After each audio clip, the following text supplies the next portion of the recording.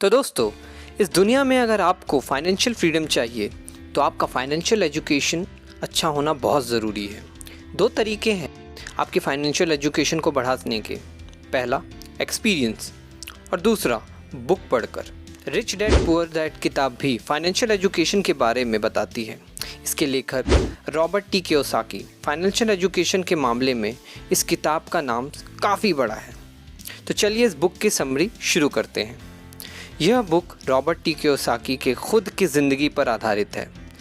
इसमें वो अपने दो पिताओं के बारे में बताते हैं। पहले, जो उनके बायोलॉजिकल फादर हैं, इन्हें वो पुअर डैड से संबोधित करते हैं, और दूसरे उनके दोस्त के पिता हैं जिन्हें वो रिच डैड कहते हैं। ऑथर के पिता काफ़ी वेल एजुकेटेड और पेशे से टीचर हैं, पर वो फाइनेंशियल कंडीशन उनकी ठीक नहीं है। दूसरी तरफ उनके मुंह बोले पिता सिर्फ 8वीं पास है, पर फाइनेंशियल एजुकेशन अच्छी होने के कारण वो शहर के टॉप बिजनेसमैन में आते हैं।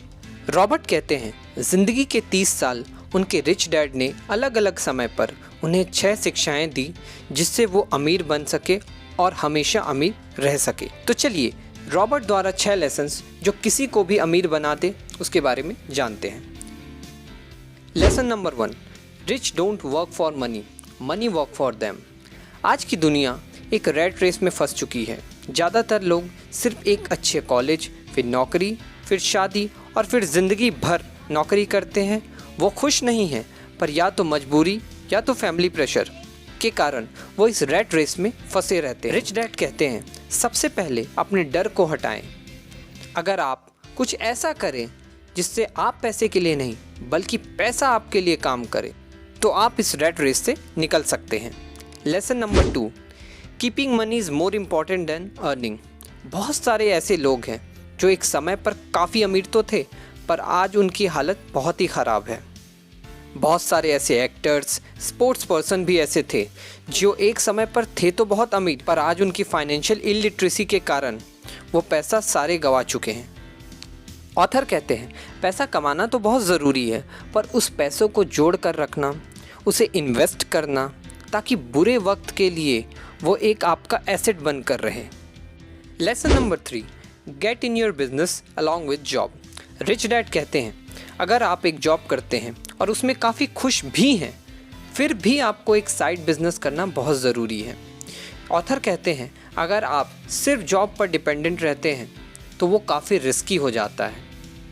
तो अपने फ्यूचर को सिक्योर करने के लिए आपको साइड बाय साइड एक बिज़नेस भी शुरू करना चाहिए, ताकि अगर आपका जॉब आपके हाथ से निकल जाए फिर भी आपके पास एक बिज़नेस हो जो आपके लिए अर्निंग करते दे।